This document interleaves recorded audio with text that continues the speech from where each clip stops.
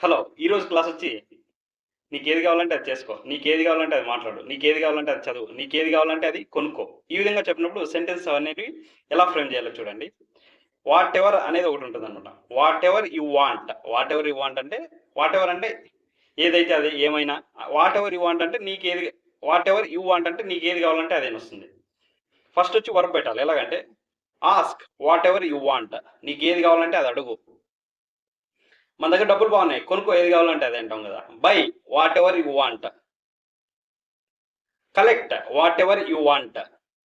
Learn what ever you want. నీకేది కావాలంటే అది నేర్చుకో.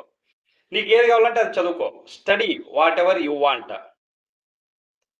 నీకేది కావాలంటే ఆ పని చేసుకో అంటారు కదా! Do what ever you want. ఈ విధంగా ఫ్రెండ్స్ ఫస్ట్ వచ్చి వర్బ్ 1 పెట్టి వాట్ ఎవర్ యూ వాంట్ అంటే నీకేది కావాలంటే play what ever you want. నీకేది కావాలంటే అది ఆడుకో.